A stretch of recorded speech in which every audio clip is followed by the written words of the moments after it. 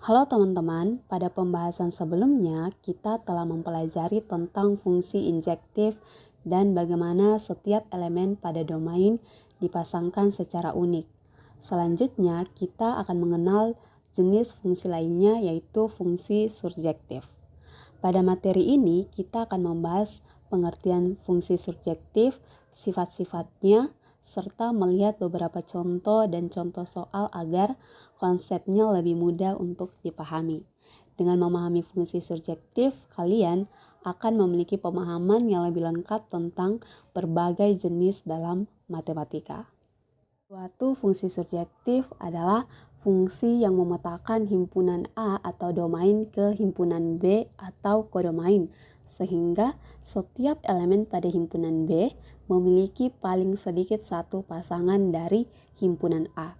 Dengan kata lain, tidak ada elemen pada kodomain yang tidak mendapat pasangan dari domain. Nah, pada fungsi surjektif, daerah hasil atau range sama dengan kodomain karena seluruh elemen kodomain berhasil dipetakan oleh fungsi. Nah, mari kita pelajari lebih lanjut mengenai fungsi surjektif mulai dari pengertian, sifat-sifat, contoh sehingga penerapannya dalam soal. Apa itu fungsi surjektif? Fungsi surjektif adalah fungsi yang setiap elemen pada kodomainnya memiliki setidaknya satu pasangan dari domain. Dengan kata lain, semua elemen pada kodomain dapat dicapai oleh hasil pemetaan fungsi. Nah, fungsi surjektif juga dikenal sebagai fungsi onto. Pada fungsi ini, untuk setiap elemen Y di dalam kodomain terdapat minimal satu elemen X di dalam domain sehingga Fx sama dengan Y. Dan secara sederhananya, fungsi surjektif memastikan bahwa seluruh anggota kodomain telah terpetakan oleh fungsi. Oleh karena itu, hasil atau range dan kodomain pada fungsi surjektif selalu sama. Berikut sifat-sifat fungsi surjektif. Nah, suatu fungsi dapat dikatakan surjektif apabila daerah hasil atau range sama dengan kodomainnya. Nah, berikut adalah beberapa sifat penting dari fungsi surjektif. Nah, yang pertama, setiap elemen pada kodomain memiliki minimal satu pasangan dari domain. Yang kedua, setiap elemen pada kodomain dapat menjadi hasil dari lebih dari satu elemen pada domain. Yang ketiga, pada fungsi surjektif, daerah hasil atau range sama dengan kodomain jika F dari A ke B adalah fungsi surjektif, maka semua elemen di B merupakan hasil pemetaan dari elemen-elemen di A.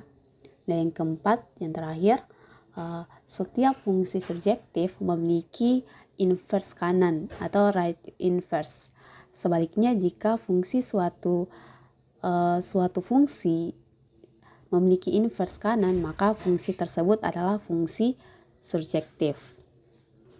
Kita masuk ke contoh, suatu fungsi dari himpunan A ke himpunan B disebut fungsi surjektif jika untuk setiap B elemen dari B terdapat setidaknya satu A elemen dari A, sehingga FA sama dengan B.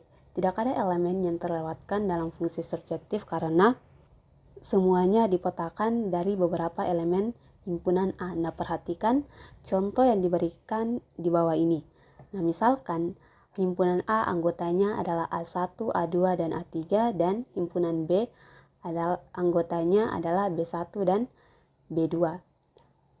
Nah, di sini pada kodomain himpunan B terdapat dua elemen yaitu B1 dan B2. Elemen B1 memiliki pasangan yaitu A1 dan elemen B2 memiliki pasangannya yaitu A2 dan A3 karena setiap elemen pada kodomain memiliki minimal satu pasangan dari domain, maka tidak ada elemen di himpunan B yang terlewatkan. Nah, meskipun A2 dan A3 memiliki hasil yang sama, teman-teman, fungsi ini tetap termasuk dalam fungsi surjektif. Contoh berikut.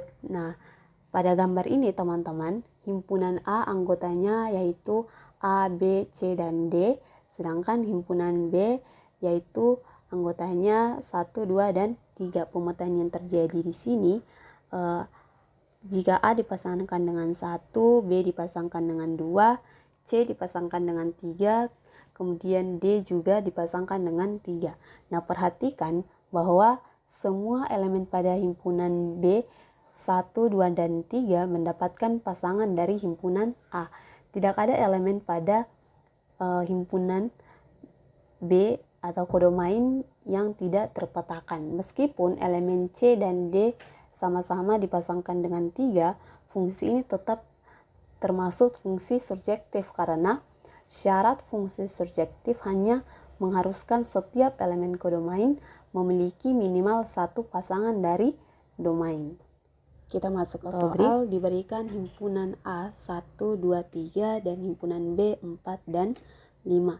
Dan fungsi f sama dengan 1 dipasangkan dengan 4, 2 dipasangkan dengan 5, 3 dipasangkan dengan 5. Tunjukkan bahwa fungsi f adalah fungsi surjektif dari A ke B. Nah, solusi domain sama dengan himpunan A sama dengan 1, 2, dan 3. Kita dapat lihat di sini bahwa elemen dari himpunan A 1 memiliki bayangan 4 dan baik 2 maupun 3 memiliki bayangan yang sama yaitu 5. Dengan demikian teman-teman, rentang fungsi tersebut adalah 4 dan 5 yang sama dengan himpunan B. Jadi kita simpulkan bahwa f dari A ke B adalah fungsi surjektif atau fungsi onto. Oleh karena itu, fungsi f yang diberikan adalah fungsi surjektif. Kita masuk soal berikut. Tentukan apakah fungsi f dari R ke R yang didefinisikan oleh Gx sama dengan 1 ditambah X pangkat 2 adalah fungsi surjektif. Nah, diketahui di sini Gx sama dengan 1 ditambah X pangkat 2. Karena untuk setiap X elemen bilangan real, maka berlaku X pangkat 2 lebih besar dari sama dengan 0. Maka Gx sama dengan 1 ditambah X pangkat 2 lebih besar dari sama dengan 1.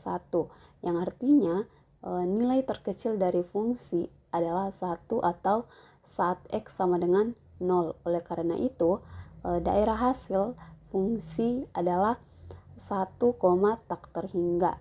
Sedangkan kodomain fungsi adalah bilangan real.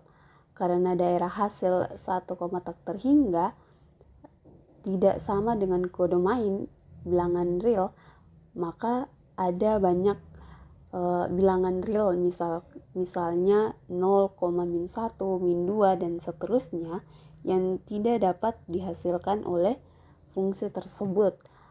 Jadi fungsi Gx sama dengan 1 ditambah X pangkat 2 bukan fungsi surjektif karena daerah hasilnya itu 1, tak terhingga, tidak sama dengan kodomainnya yaitu bilangan real. Dari pembahasan yang dilakukan bahwa fungsi surjektif adalah fungsi yang seluruh elemen dari kodomain memiliki pasangan dari domain, sehingga range sama dengan kodomain. Dengan memahami pengertian, sifat-sifat, contoh, dan cara menentukan fungsi surjektif, kita dapat lebih mudah lagi untuk membedakannya dengan fungsi injektif serta menyelesaikan permasalahan yang berkaitan dengan fungsi. Semoga materi ini dapat membantu memperkuat pemahaman kalian tentang konsep fungsi dalam matematika. Terima kasih.